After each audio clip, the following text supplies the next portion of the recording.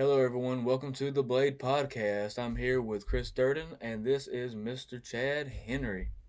How are you doing today? Doing good. I hope you guys are. Thank you. So tell us a little bit about yourself. Born and raised in Emmanuel County. Grew up in Twin City. Went to ECI. Had a couple. I actually went to tech school in Nashville, Tennessee, right out of high school. Came back. Had several jobs for a year or two each.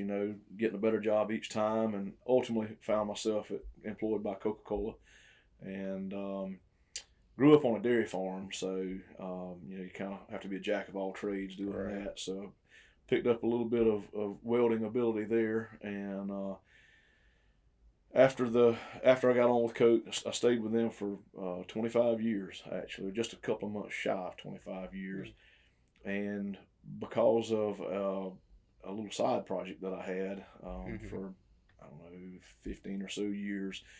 Of those last 25 with Coke, it had turned into something more, and I felt like it was something that I could do for a living and enjoy it more than the job I'd had for 25 years, and gave it a leap. So here I am. And so you found a passion for making fire pits, right? Well, yeah, kind of stumbled into it, honestly. I built the shop in 2014. I'm sorry, 2004. To build security cages for Coke machines. In high schools, this was a great market for vending machines. But the downside was, due to after hours, weekends being unattended, high likelihood of getting vandalized. Yeah. So I built one, and it did exactly what we wanted it to do. It kept vandals out and allowed that machine to sell lots of drinks. So word spread that we were having that success with that one, and into other Coke sales centers, and I wound up, I was building the cages, delivering them, and I mean by the trailer load, because high schools would have multiple vendors, and so we would build them, deliver them, and install and set them up. And at one point, I had security cages from almost at the Florida line up into Bluffton, South Carolina. I was doing really well with it. Yeah. But then the Clinton Foundation got involved in getting sugary soft drinks removed from schools, and that kind of took that market away from me, because even though the beverage companies could still sell soft drinks, it's not what the kids wanted to the extent. All the diet so they would drinks, pick up stuff on the way to school rather than buying it from the school, and it just it flipped it into a situation that it wasn't financially feasible for the schools to pay for the cages. But just did around with the shop. It was kind of just a tinker shop for a while, and built a fire pit for my mom. She just wanted a way to burn limbs and stuff from the yard. And built one for her, and folks would see it and compliment it. I was like, well, maybe I could build more and maybe sell one here and there, and kind of did that. And for a good number of years, that was it. And then a friend of mine suggested that he was selling these corn bag toss boards, and he was reselling them selling them to a store down next to Oak Park for resale. And he said that he knew that they would do well with my fire pits. So I carried one down to the guy, and he bit, he liked it, and started selling them there, as well as their sister store in Rincon. And still didn't see the potential. It was just kind of a thing, every now and then I'd sell one, a little extra money here and there, and then kind of rocked on like that for a good number of years. And then another buddy said, you need more dealers. He said, build up a trailer load and let's hit the road one Saturday and get you some more dealers set up. So I guess that must have been in 2016 or so. And we did. And we came home that Saturday after being on the road, setting up dealers with 6 new ones from up in Evans, Georgia, down to Perry, Georgia. And I still have those today, and they do really well. Still didn't see the potential. And so a co-worker at Coke told me that I needed a Facebook page. I said, well, here's my login credentials, do your thing. Yeah. So she did, and I would put posts up and it would offer to, when it's set up as a business page, when Yeah. you make a post, it offers to boot, an opportunity to boost the it post. for You some pay money, to get it out. And I wouldn't do it, and I wouldn't do it, and I wouldn't do it. And then finally, I was like, you know what, I'm gonna try it just to see what it does. Yeah. And the power of Facebook is amazing. I mean, it just orders started coming in, and still didn't really see the potential.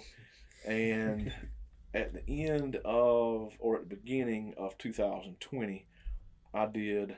I'm sorry, 21. At the beginning of 2021, last year, I did my numbers right after the first of the year. The calendar had closed, so I could kind of see what I had done, and kind of saw my numbers. I was like, well, maybe this is something. Finally, I realized that that it may have potential. And so that was like the first few days of January that I did that. In April, my wife and I, we've got a travel trailer, and so we were down at St. George Island, Florida, on a birthday trip for me. And but right before we left, I boosted a post, and I checked that we ship. Yeah. And that changed everything. Yeah. It was amazing. And so that started that really started the ball rolling towards me retiring and doing this full time. Mm-hmm. When I really saw the potential at that point. And so I've done 2 or 3 of those posts where I boost them and check that we ship, and as a result have sold an amazing amount of product.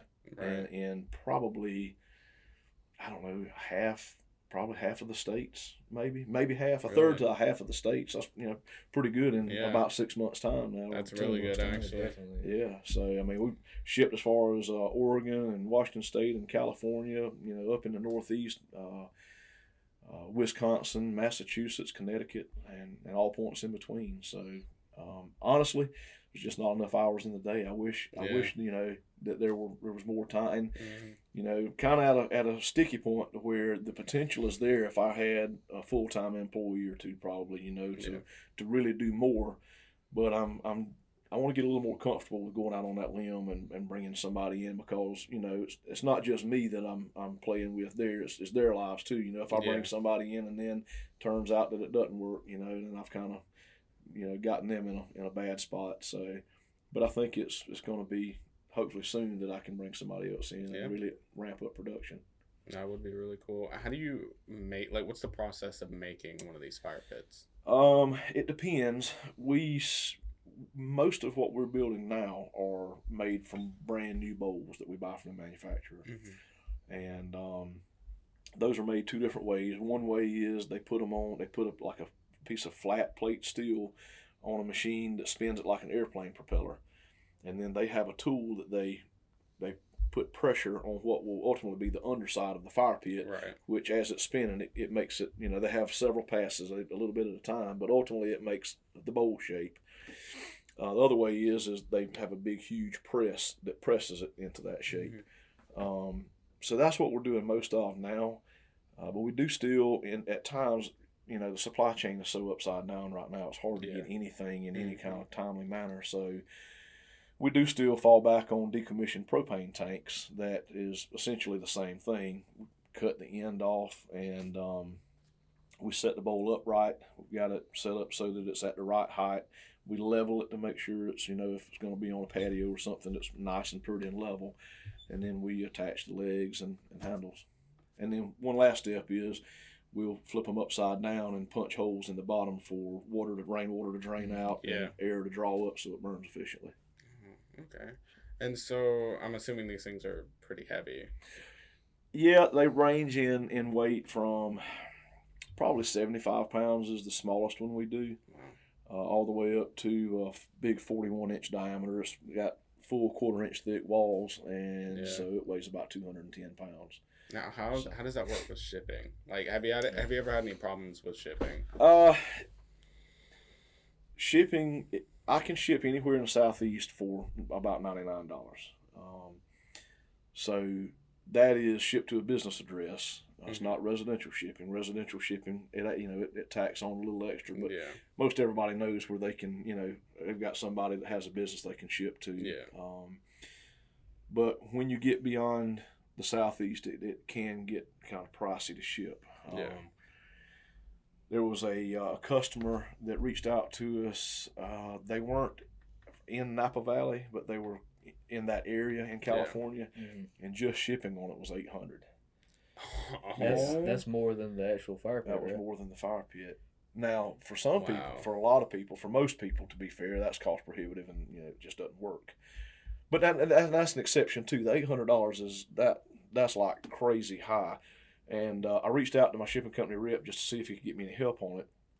And he said the issue is they were 2 hours from the closest shipping terminal in any direction. So in most cases, that's not the case. I ship with R&L carriers, fantastic customer service, and really very good rates compared to everybody else. What they do when it gets that far out is they partner with other carriers because they can't have a hub or terminal in every city, especially when you get that far out. So they partner with others, and it may ship out through R&L carriers, but the customer may see shipper XYZ, when it gets to them. But really, it's the $800 again is the exception. It's usually $200 or $300 in most cases to go most anywhere. So like Connecticut, I think it was like $245 to go all the way to Connecticut. So yeah, and that 800, was that your most that was the highest shipping rate that I've been quoted so far, and it was just, again, they said it was because it was so remote. So that's not the norm. All right. $250 is still a lot to me, but to a lot of folks, man, they don't bat an eye at it. So I mean, hey, thankfully, if they're buying it from you, I mean, hey, and that's that's what I do. I'll pay the carrier, but then I bill the customer for it. So ultimately, the customer's paying the shipping. Right. That makes sense. Do you have any goals for the future for your business, or any ambitions or projects you're working on? Yeah, to grow. Obviously, you always want to do more. Oh, yeah. So doing things like this, I hope will help me grow. Definitely. I think ultimately, I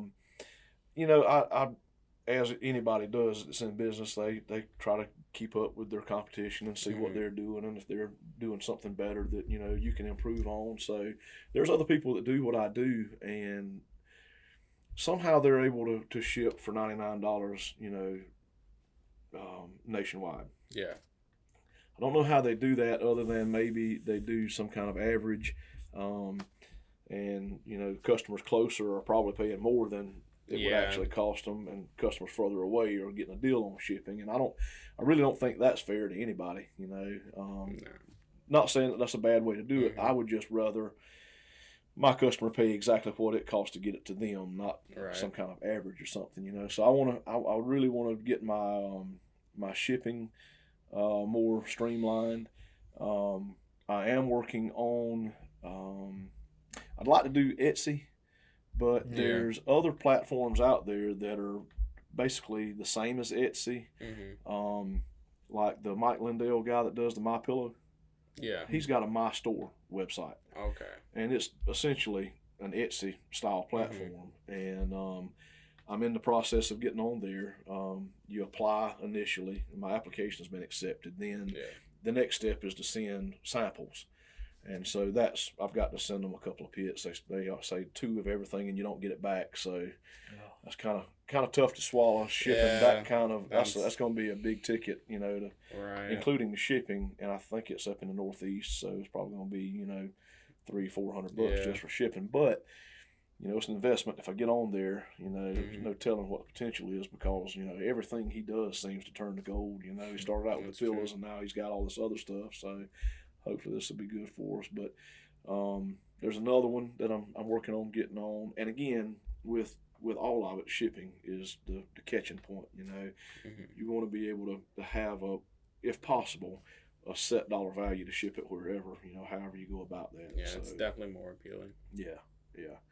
And it really would streamline the sales process too, because I've got, again, I ship R&L carriers, and I've got an R&L carriers app on my phone. Yeah. And when I do one of those Facebook ads, and boost it, and it really rockets out, and so many people see it, I spend a tremendous amount of time on that R&L carriers app getting people shipping quotes. Yeah. So if I could have a set amount, across the board, it would help in so many ways. Right. So since you have a Facebook page and you want to grow, and you're going to do this My Store thing, have you ever considered making a TikTok page? I actually have one, but haven't really been active on it. So that I do need to work on that because it's powerful too. Yes, that is. I've seen so many people grow off of a TikTok. Like just one post, just somehow gets in the algorithm and it blows up. Yeah. It's insane what that platform can do. A lot of people talk crap about it. They don't understand it. They don't get it. They think it's dumb. But definitely every new business or current business and nowadays, that's the platform to use. That and Facebook can make, and maybe even Instagram a little bit, not as much. They added a shop feature, I think in the past year. That's been pretty good. But definitely TikTok, you can make a funny little video with your fire pit in it. You don't even have to be talking about the fire. You could literally just be sitting in the fire pit acting stupid or something, and people are going to notice it, and people are going to buy it. Yeah. It's crazy how it works. Yep. Especially if you have like a special design on it, which is going to transition to the next question. Do you ever have any special orders that you have to do? Yeah. Really, the things that people like most about our fire pits weren't even our idea. It was actually customer ideas.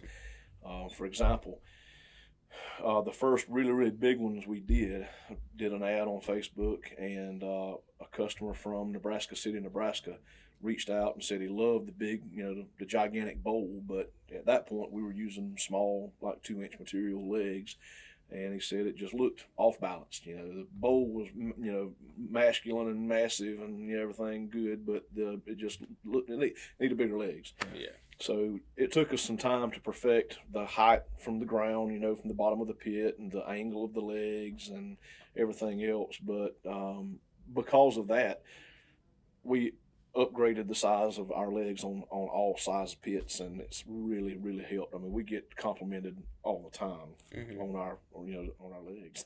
Yeah. The other thing is, like, I had a customer from Washington State want, we call it the medieval pit, as it turns out, and we sell a good many of them. And basically what it is we take banding, flat metal strapping banding, whatever you want to call it, and we do vertical pieces as well as one piece of round rim, and then we put a rivet, a big round head rivet every 6 inches in that banding. And then we partner with a guy from Jefferson County who is a blacksmith and does amazing work, and he hand forges big round handles for us that just look awesome. And so that one guy made that request, and then I kind of, after doing it and seeing how well it turned out, felt like it was something we could sell, promote it, and other people like it, and and buy too. So I'd like to claim that they're my ideas, but in most cases, in reality, they're not. They're our customers' ideas. So you always listen to your customer, right? Right. Yeah. How long does it usually take you to make one of these pits? There's so many, I guess, intangible time consumers in doing anything, but with these in particular, it's kind of hard to say because of that. So, and it depends too on if we're making them from brand new bowls or if we're using repurposed propane tanks. So it takes a lot of time to get that tank prepped so you can cut the end off. Then it takes a lot of time to cut the end off, and so it's really that answer is a moving answer. So I really and I know that's really, as a business person, I should have a dead on answer for that question. But because there's so many moving parts to it, it's hard to say. But and like when we're building them from tanks, we try to have as much of a production type setup as possible, where we do everything to all the tanks. If I'm obviously you get 2 fire pits from each tank. It's got 2 ends. So if if I need 20 fire pits, then I need 10 tanks prepped, right? So we try to do everything to all 10 tanks in steps, do everything like, we cut the ends off by rolling them on our floor in the shop. Yeah. We've got guides that make as near perfect straight line as possible. So to roll it, you have to cut the feet off the tank, that it sat on as a propane tank. Yeah. So we'll do that to all 10. and then the bungs where they, the gauge is installed when it's a Right. propane tank, and the fuel valve and all that stuff. For it to roll on the concrete, we need to cut those out. So then we'll cut all those out. So there's a lot of time that goes into to building fire pits from those. Whereas with the brand new ones, it's pretty dang quick. We'll have all our leg material cut for however many we're going to do, all of our handle material ready to go, all staged, where we weld them. And so one guy we have two stations, and we'll have one guy who is keeping one ready to go for the welder, who's, one step behind him. And then when the welder gets one finished, that guy then pulls it off that station, grinds the rough spots off the handles where the chop saw cut it, and off the legs, and then he'll flip it upside down and then put like I said earlier, the air holes, air/drain holes in it. So doing it like that from the brand new bowls is rapid fire. I mean, that guy. That guy that's doing the setup and takedown, he's hard for him to keep up with the welder. So we can really roll through them like that. So, do you have anything that you would like to say to the locals or your customers? Well, obviously, thank you to all our customers. Something I did, not just speaking local, I did forget to mention, we've got about 38, maybe 40 dealers, mostly in Georgia, from northern parts of Atlanta down to Perry. We've got 4, I believe it is, in Alabama, 1 in Florida, and we want to grow that too, because when you get in the right stores, they have a lot of traffic and move a lot of product. And it's nice to sell a trailer load at a time, as opposed to just one. So, but no, thank you to all our customers. We couldn't, certainly couldn't do it without them. And appreciate the community support. So many people on Facebook, make positive comments on our posts, share our posts. So we've been blessed with a great local support network, and we definitely appreciate that too. So. Well, thank you so much for being here. We greatly appreciate it, and we hope you have so much success in your future with your business. Thank you guys for watching, and as always, have a great day.